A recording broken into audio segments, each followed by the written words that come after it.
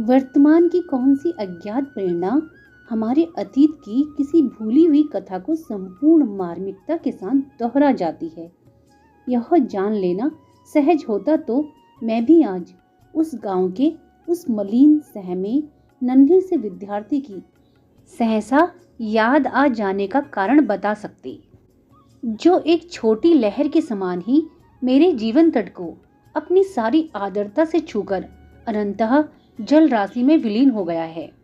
गंगा पार झूसी के खंडर और उसके आसपास के गांवों के प्रति मेरा जैसा अकारण आकर्षण रहा है, उसे देखकर ही संभवतः लोग जन्म जन्मांतर के संबंध का व्यंग्य करने लगे हैं। है भी तो आश्चर्य की बात, जिस अवकाश के समय लोग इष्ट मित्रों से मिलने, उत्सव में सम्मिलित होने तथा अन्य आमोद प्रमोद के लिए सुरक्षित रखते हैं, उसी को मैं इस खंडर और उसके सत विकसित चरणों पर पछाड़े खाती हुई भगीरथी के तट पर काठी नहीं सुख से काट देती हूँ। दूर पास बसे हुए गुड़ियों के बड़े बड़े घरोंदों के समान लगने वाले कुछ लिपे पुते, कुछ जीर्ण शीर्ण घरों से स्त्रियों का झुंड पीतल तांबे के चमचमाते मिट्टी के नए लाल और पुराने बदरंग घड़े लेकर गंगाजल भरने आता है। उसे भी मैं पहचान गई हूँ। उनमें कोई बूटीदार लाल, कोई कुछ सफेद और कोई मैले और सूत से अधरे स्थापित करने वाली, कोई कुछ नई और कोई छेदों से चलनी बनी हुई धोती पहने रहती हैं। किसी की मोम लगी पाटियों के बीच में एक अंगुल चौड़ी सिंदूर की रेखा अस्त होते हुए सूर्य की किरणों में चमकती रहती है, और किसी की कड़वे तेल से भी अपरिचित रूखी जटा बनी हुई छोटी छोटी लटें मुख को घेर कर उसकी उदासी को और भी अधिक केंद्रित कर देती हैं। किसी की सांवली गोल कलाई पर शहर की कच्ची नगदार चूड़ियों के नग रह रहकर हीरे से चमक जाते हैं, और किसी के दुर्बल काले पहुंचे पर लाख की पीली मैली चूड़ियां काले पत्थर पर मटमैले चंदन की लकीरें जान पड़ती हैं। कोई अपने गिलिट के कड़े युक्त हाथ घड़ी की ओट में छिपाने का प्रयत्न सा करती रहती हैं, और कोई चांदी के पछेली ककना की छनकदार के साथ ही बात करती हैं। किसी के कान में लाख की पैसे वाली तरक्की धोती से कभी कभी झांक भर लेती हैं, और किसी के ढारे लंबी जंजीर से गला और गाल एक करती रहती हैं। किसी के गोदना गुदे गेहूं पैरों में चांदी के कड़े सडोलता की परिधि सी लगते हैं, और किसी की फैली उंगलियां और सफेद एड़ियों के साथ मिली हुई स्याही रागे और कांसे के कड़ों को लोहे की साफ की हुई बेड़ियां बना देती हैं। वे सब पहले हाथ मुंह धोती हैं, फिर पानी में कुछ घुसकर घड़ा भर लेती हैं, तब घड़ा किनारे रख सिर पर इंद्री ठीक करती हुई मेरी ओर देखकर कभी मलिन, कभी उजली, कभी दुख की व्यथा भरी, कभी सुख की कथा भरी मुस्कान से मुस्कुरा देती हैं। अपने और मेरे बीच का अंतर उन्हें ज्ञात है, तभी कदाचित वे मुस्कान के सेतु से उसका वार पार जोड़ना नहीं भूलती। ग्वालों के बालक अपनी चरती हुई गाय भैंसों में से किसी को उस ओर बहकते देखकर ही लुकटी लेकर दौड़ पड़ते। गडरियों के बच्चे अपने झुंड की एक भी बकरी या भेड़ को उस ओर बढ़ते देखकर कान पकड़कर खींच ले जाते, और व्यर्थ दिन भर गिल्ली डंडा खेलने वाले निठल्ले लड़के भी बीच बीच में नजर बचाकर मेरा रुख देखना नहीं भूलते। उस पार शहर में दूध बेचने जाते या लौटते हुए ग्वाले, किले में काम करने जाते या घर आते हुए मजदूर, नाव बांधते या खोलते हुए मल्लाह कभी कभी चुनरी ता रंगावत लाल मजीठी हो गाते गाते मुझ पर दृष्टि पड़ते ही अचकचाकर चुप हो जाते हैं। कुछ विशेष सभ्य होने का गर्व करने वालों से मुझे एक सलज नमस्कार भी प्राप्त हो जाता है। कह नहीं सकती कब और कैसे मुझे उन बालकों को कुछ सिखाने का ध्यान आया, पर जब बिना कार्यकारिणी के निर्वाचन के, बिना पद अधिकारियों के चुनाव के, बिना भवन के, बिना चंदे की अपील के, और सारांश यह कि बिना किसी की चीर परिचित समारोह के मेरे विद्यार्थी पीपल की पेड़ की घनी छाया में मेरे चारों ओर एकत्र हो गए, तब मैं बड़ी कठिनाई से गुरु के उपयुक्त गंभीरता का भार वहन कर सकी। और वे जिज्ञासु कैसे थे सो कैसे बताऊं। कुछ कानों में बालियां और हाथों में कड़े पहने, धुले कुर्ते और ऊंची धोती में नगर और ग्राम का सम्मिश्रण जान पड़ते थे। कुछ अपने बड़े भाई का पांव तक का लंबा कुर्ता पहने खेत में डराने के लिए खड़े किए हुए नकली आदमी का स्मरण दिलाते थे। कुछ उभरी पसलियों, बड़े पैंट और टेढ़ी दुर्बल टांगों के कारण अनुमान से ही मनुष्य संतान की परिभाषा में आ सकते थे, और कुछ अपने दुर्बल, रूखे और मलिन मुखों की करुण सौम्यता और निष्प्रभ पीली आंखों में संसार भर की उपेक्षा बटोरे बैठे थे। पर घीसा उनमें अकेला ही रहा और आज भी मेरी स्मृति में अकेला ही आता है। वह गोंधुली मुझे अब तक नहीं भूली। संध्या के लाल सुनहरी आभा वाले उड़ते हुए दुकूल पर रात्रि ने मानो छिपकर अंजन की मूठ जला दी थी। मेरा नाव वाला कुछ चिंतित सा लहरों की ओर देख रहा था। बूढ़ी भक्तन मेरी किताबें, कागज कलम आदि संभाल कर नाव पर रखकर बढ़ते अंधकार पर खिजला कर बुदबुदा रही थी, या मुझे कुछ सनकी बनाने वाले विधाता पर यह समझना कठिन था। बेचारी मेरे साथ रहते रहते 10 लंबे वर्ष काट आई है। नौकरानी से अपने आप को एक प्रकार की अभिभाविका मानने लगी है, परंतु मेरी सनक का दुष्परिणाम सहने के अतिरिक्त उसे क्या मिला है। सहसा ममता से मेरा मन भर आया, परंतु नाव की ओर बढ़ते हुए मेरे पैर फैलते हुए अंधकार में से एक स्त्री मूर्ति को अपनी ओर आता देख ठिठक रहे।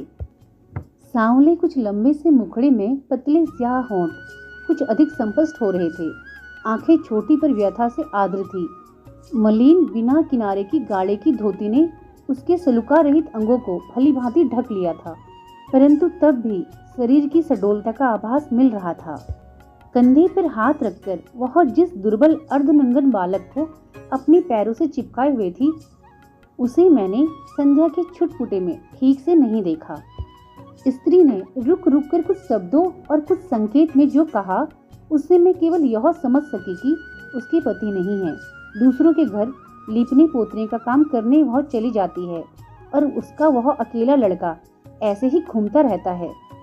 मैं इसे भी और बच्चों के साथ बैठने दिया करूं, तो यह कुछ तो सीख सके। दूसरे इतवार को मैंने उसे सबसे पीछे अकेले एक और दुबक्कर बैठे हुए देखा।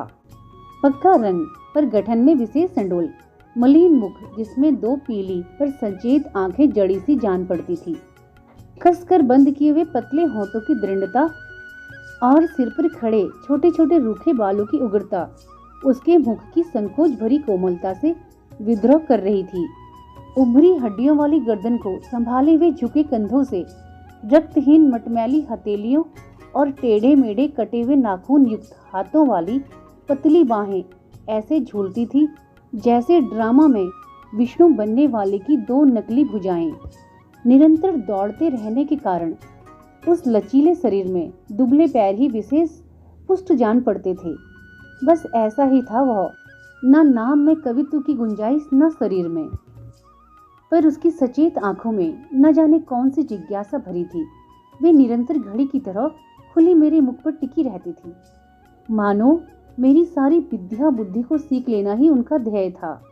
लड़के उससे कुछ खींचे खींचे से रहते थे, इसलिए नहीं कि वह कोरी था, वरन इसलिए कि किसी की माँ, किसी की नानी, किसी की बुआ आदि ने घीसा से दूर रहने की नितांत आवश्यकता उन्हें कान पकड़ पकड़ कर समझा दी थी। यह भी उन्होंने बताया, और बताया घीसा के सबसे अधिक कुरूप नाम का रहस्य।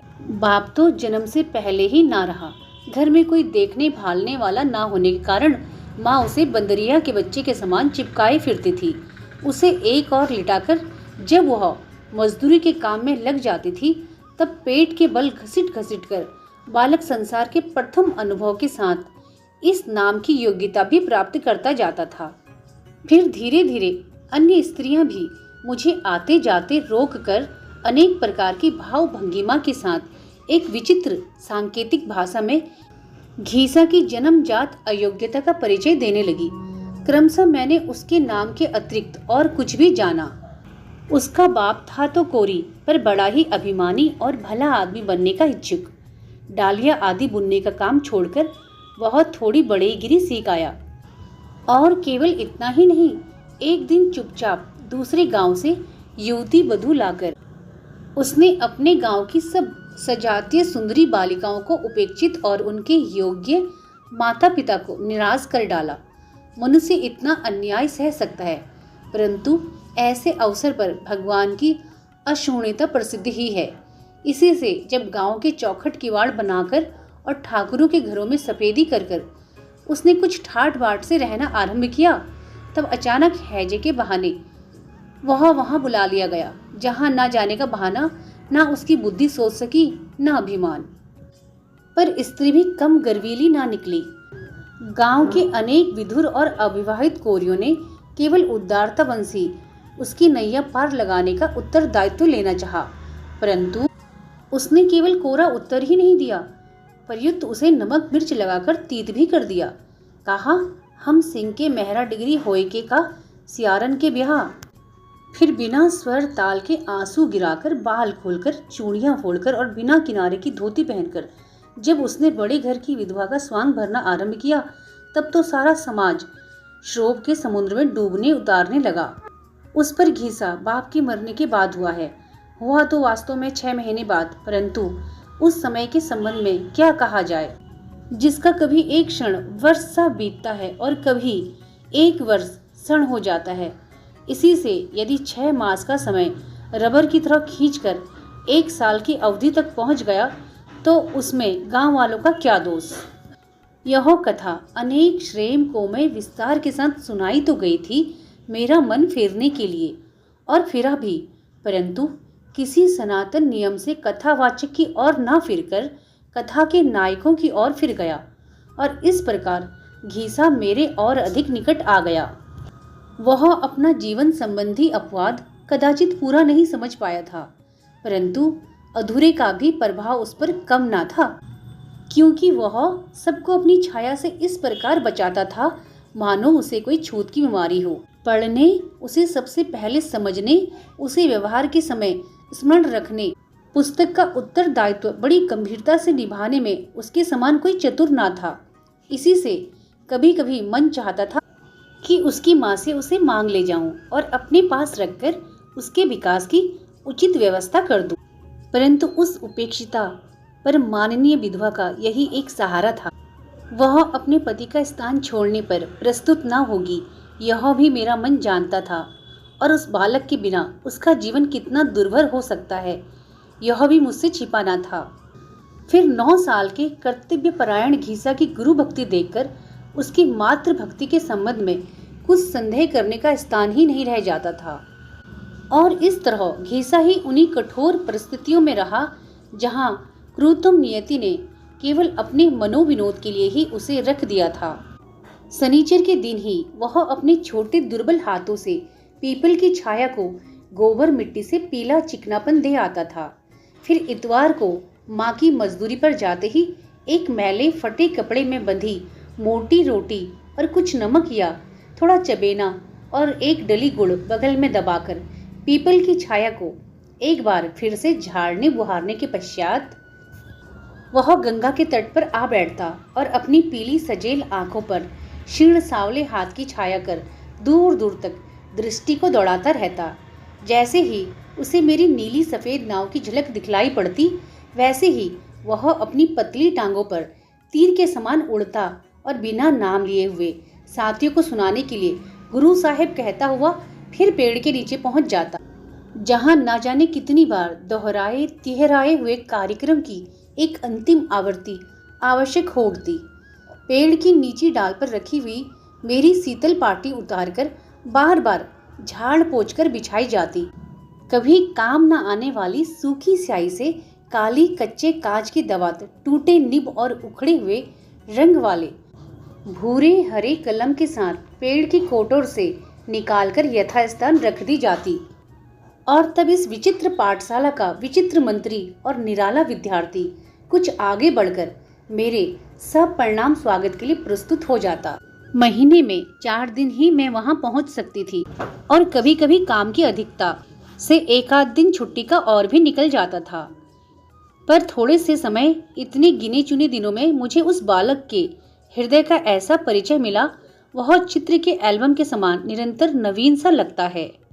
आज भी मुझे वह दिन नहीं भूलता जब मैंने बिना कपड़ों का प्रबंध किए हुए ही उन बेचारों को सफाई का महत्व समझाते समझाते थका डालने की मूर्खता की। दूसरे इतवार को सब जैसे के तैसे ही सामने थे। केवल कुछ गंगा जी में मुंह इस तरह धो आए थे कि मैल अनेक रेखाओं में विभक्त हो गया था। कुछ के हाथ पांव ऐसे घिसे थे कि शेष मलिन शरीर के साथ वे अलग जोड़े हुए से लगते थे। और कुछ ना बजेगा बांस ना बजेगी बांसुरी की कहावत को चरितार्थ करने के लिए मैले फटे कुर्ते घर ही छोड़कर ऐसे अस्थि पंचरम रूप में आ उपस्थित हुए थे जिसमें उनके प्राण रहने पर आश्चर्य है। घीसा गायब था। पूछने पर लड़के कानाफूसी करने को या एक साथ सभी उसकी अनुपस्थिति का कारण सुनाने को आतुर होने लगे। एक एक शब्द जोड़ तोड़कर समझना पड़ा कि घीसा माँ से कपड़े धोने के साबुन के लिए तभी से कह रहा था। माँ को मजूरी के पैसे मिले नहीं और दुकानदार ने नाज लेकर साबुन दिया नहीं। कल रात को माँ को पैसे मिले और आज सवेरे वह सब काम छोड़कर पहले साबुन लेने गई, अभी लौटी है। अंततः घीसा कपड़े धो रहा है क्योंकि गुरु साहब ने कहा है कि नहा धोकर साफ कपड़े पहनकर आना। और अभागी के पास कपड़े ही क्या थे, किसी दयावती का दिया हुआ एक पुराना कुर्ता जिसकी एक आस्तीन आधी थी और एक ओंगछा जैसा फटा टुकड़ा। जब घीसा नहाकर गीला ओंगछा लपेटे और आधा भीगा कुर्ता पहने अपराधी के समान मेरे सामने खड़ा हुआ, तब आंखें ही नहीं मेरा रोम रोम गीला हो गया। उस समय समझ में आया कि द्रोणाचार्य ने अपने शिष्य से अंगूठा कैसे कटवा दिया था। एक दिन न जाने क्या सोचकर मैं उन विद्यार्थियों के लिए 5-6 सेर जलेबियां ले गई, पर कुछ तोलने वाले की सफाई से, कुछ तुलवाने वाले की समझदारी से और कुछ वहां छीना झपटी के कारण प्रत्येक को 5 से अधिक ना मिल सकी। एक कहता था मुझे एक कम मिली, दूसरे ने बताया मेरी अमूक ने छीन ली, तीसरे को घर में सोते हुए छोटे भाई के लिए चाहिए, चौथे को किसी और की याद आ गई। पर इस कोलाहल में अपने हिस्से की जलेबियां लेकर घीसा कहाँ खिसक गया यह कोई नहीं जान सका। एक नटखट अपने साथी से कह रहा था, सार एक ठो पिलुआ पाले हैं, ओही का दे बरे गा होई। पर मेरी दृष्टि से संकुचित होकर चुप रह गया और तब तक घीसा लौटा ही। उसका सब हिसाब ठीक था।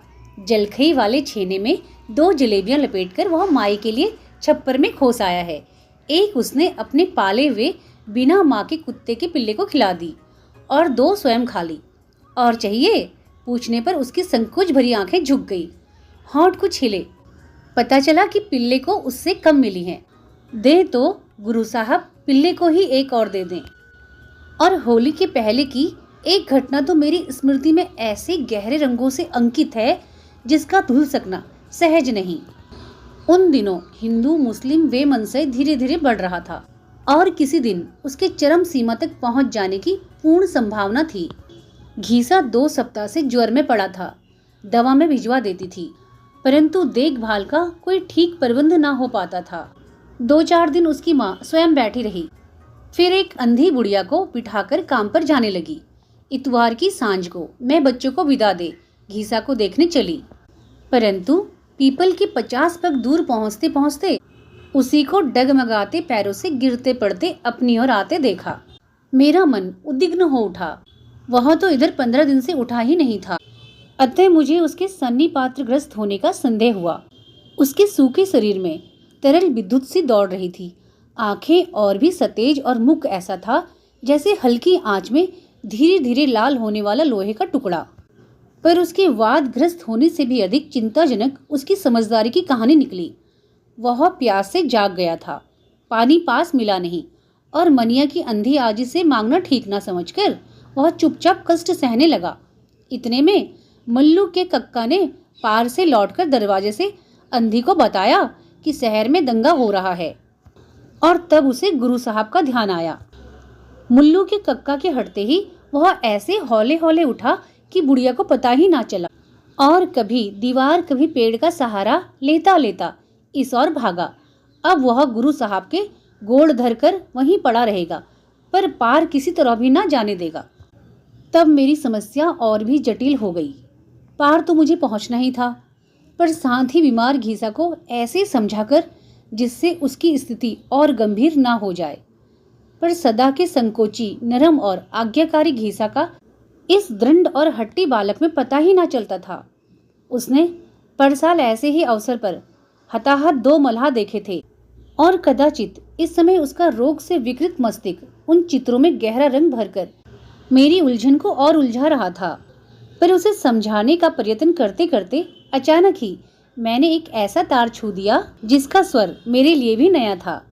यह सुनते ही कि मेरे पास रेल में बैठकर दूर दूर से आए हुए बहुत से विद्यार्थी हैं जो अपनी माँ के पास साल भर में एक ही बार पहुँच पाते हैं और जो मेरे ना जाने से अकेले घबरा जाएंगे। घीसा का सारा हट, सारा विरोध ऐसे बह गया जैसे वह कभी था ही नहीं। और तब घीसा के समान तर्क की समता किसमें थी जो शाम को अपनी माई के पास नहीं जा सकते, उनके पास गुरु साहब को जाना ही चाहिए। घीसा रोकेगा तो उसके भगवान जी गुस्सा हो जाएंगे, क्योंकि वे ही तो घीसा को अकेला बेकार घूमता देखकर गुरु साहब को भेज देते हैं। आदि आदि उसके तर्कों का स्मरण कर आज भी मन भर आता है। परंतु उस दिन मुझे आपत्ति से बचाने के लिए अपने बुखार से जलते हुए आसक्त शरीर को घसीट लाने वाले घीसा को जब उसकी टूटी खटिया पर लिटाकर मैं लौटी, तब मेरे मन में कौतूहल की मात्रा ही अधिक थी। उसके उपरांत घीसा अच्छा हो गया और धूल और सूखी पत्तियों को बांधकर उन्मत्त के समान घूमने वाली गर्मी की हवा से उसका रोज संग्राम छिड़ने लगा। झाड़ते झाड़ते ही वह पाठशाला धूल धूर्सित होकर भूरे, पीले और कुछ हरे पत्तों की चादर में छिपकर तथा कंकाल सेसी शाखाओं में उलझते सूखे पत्तों को पुकारते वायु की संतृप्त सरसर से मुखरित होकर उस भ्रांत बालक को चिढ़ाने लगती। तब मैंने तीसरे पहर से संध्या समय तक वहां रुकने का निश्चय किया। परंतु पता चला घीसा किसकिसाती आंखों को मलता और पुस्तक से बार बार धूल झाड़ता हुआ दिन भर वहीं पेड़ के नीचे बैठा रहता है, मानो वह किसी प्राचीन युग का तपोवर्ती अनागरिक ब्रह्मचारी हो जिसकी तपस्या भंग के लिए ही लू के झोंके आते हैं। इस प्रकार चलते चलते समय ने जब दाई छूने के लिए दौड़े हुए बालक के समान उस दिन पर उंगली धर दी जब मुझे उन लोगों को छोड़ जाना था, तब तो मेरा मन बहुत ही अस्थिर हो उठा। कुछ बालक उदास थे और कुछ खेलने की छुट्टी से प्रसन्न। कुछ जानना चाहते थे कि छुट्टियों के दिन चूने की टिपकियां रखकर गिने जाएं या कोयले के लकीरें खींचकर। कुछ के सामने बरसात में चूते हुए घर में 8 पृष्ठ की पुस्तक बचा रखने का प्रसन्न था और कुछ कागजों पर चूहे के आक्रमण की ही समस्या का समाधान चाहते थे। ऐसे महत्वपूर्ण कोलाहल में घीसा ना जाने कैसे अपना रहना अनावश्यक समझ लेता था। अंततः सदा के समान आज भी मैं उसे ना खोज पाई। जब मैं कुछ चिंतित सी वहां से चली तब मन भारी भारी हो रहा था। वास्तव में उन दिनों डॉक्टरों को मेरे पेट में फोड़ा होने का संदेह हो रहा था। ऑपरेशन की संभावना थी। कब लौटूंगी या नहीं लौटूंगी, यही सोचते सोचते मैंने चारों ओर जो आर्द्र दृष्टि डाली वह कुछ समय तक उन परिचित स्थानों को भेंट कर वहीं उलझ रही। पृथ्वी के उच्छ्वास के समान उठते हुए धुंधलेपन में वे कच्चे पर आकंड मगन हो गए थे। केवल फूस के मटमैले और खपरेल के कत्थई और काले छप्पर वर्षा में बड़ी गंगा की मिट्टी जैसे जल में पुरानी नावों के समान जान पड़ते थे। कछार की बालू में दूर तक फैले हुए तरबूज और खरबूज के खेत अपनी सिरकी और फूस की मुट्ठियों, टिटियों और रखवाली के लिए बनी पड़ कुटियों के कारण जल में बसे किसी आदिम द्वीप का स्मरण दिलाते थे। उनमें 1-2 दिए जल चुके थे। तब मैंने दूर पर एक छोटा सा काला धब्बा आगे बढ़ते देखा। वह घीसा ही होगा, यह मैंने दूर से ही जान लिया। आज गुरु साहब को उसे विदा देना है, यह उसका नन्हा हृदय अपनी पूरी संवेदना शक्ति से जान रहा था। इसमें संदेह नहीं था, परंतु उस उपेक्षित बालक के मन में मेरे लिए कितनी सरल ममता और मेरे बिछाव की कितनी गहरी व्यथा हो सकती है, यह जानना मेरे लिए शेष था। निकट आने पर देखा कि उस धूमिल गोंधुली में बादामी कागज पर काले चित्र के समान लगने वाले नंगे बदन घीसा एक बड़ा तरबूज दोनों हाथों संभाले था, जिसमें बीज के कुछ कटे भाग में से भीतर की इश्रित लग से ललाई चारों ओर के गहरे हरेपन में कुछ बंद गुलाबी फूल जैसी जान पड़ती थी। घीसा के पास न पैसा था न खेत, तब क्या वह इसे चुरा लाया है? मन का संदेह बाहर आया ही, और तब मैंने जाना कि जीवन का खरा सोना छिपाने के लिए मलिन शरीर को बनाने वाला ईश्वर उस बूढ़े आदमी से भिन्न नहीं, जो अपनी सोने की मोहर को कच्ची मिट्टी की दीवार में रखकर निश्चिंत हो जाता है। घीसा गुरु साहब से झूठ बोलना भगवान जी से झूठ बोलना समझता है। वह तरबूज कई दिन पहले देख आया था। माई के लौटने में जाने क्यों देर हो गई, तब उसे अकेले ही खेत पर जाना पड़ा। वहाँ खेत वाले का लड़का था, जिसकी उसके नए कुर्ते पर बहुत दिन से नजर थी। प्राय सुना सुनाकर कहता था कि जिसकी भूख जूठी पत्तल से बुझ सकती है, उसके लिए परोसा लगाने वाले पागल होते हैं। उसने कहा, पैसा नहीं है तो कुर्ता दे जाओ, और घीसा आज तरबूज ना लेता तो कल उसका क्या करता। इससे कुर्ता दे आया, पर गुरु साहब को चिंता करने की आवश्यकता नहीं, क्योंकि गर्मी में वह कुर्ता पहनता ही नहीं और जाने आने के लिए पुराना ही ठीक रहेगा। तरबूज सफेद ना हो इसलिए कटवाना पड़ा। मीठा है या नहीं यह देखने के लिए अंगुली से कुछ निकाल भी लेना पड़ा। गुरु साहब ना ले तो घीसा रात भर रोएगा, छुट्टी भर रोएगा। ले जावे तो वह रोज नहा धोकर पेड़ के नीचे पड़ा हुआ पाठ दोहराता रहेगा, और छुट्टी के बाद पूरी किताब पट्टी पर लिखकर दिखा सकेगा। और तब अपने स्नेह में पगलब उस बालक के सिर पर हाथ रखकर मैं भाव तिरेक से ही निश्चल हो रही। उस तट पर किसी गुरु को किसी शिष्य से कभी ऐसी दक्षिणा मिली होगी, ऐसा मुझे विश्वास नहीं, परंतु उस दक्षिणा के सामने संसार में अब तक सारे आदान प्रदान फीके जान पड़े। फिर घीसा के सुख का विशेष प्रबंध कर मैं बाहर चली गई, और लौटते लौटते कई महीने लग गए। इस बीच में उसका कोई समाचार ना मिलना ही संभव था। जब फिर उस और जाने का अवकाश मिल सका, तब घीसा को उसके भगवान जी ने सदा के लिए पढ़ने से अवकाश दे दिया था। आज वह कहानी दोहराने की मुझ में शक्ति नहीं है, पर संभव है आज के कल, कल के कुछ दिन, दिनों के मास, मास के वर्ष बन जाने पर मैं दार्शनिक के समान धीरे भाव से उस छोटे जीवन का उपेक्षित अंत बन सकूंगी। अभी मेरे लिए इतना ही पर्याप्त है कि मैं अन्य मलिन मुखों में उसकी छाया ढूंढती रहूं।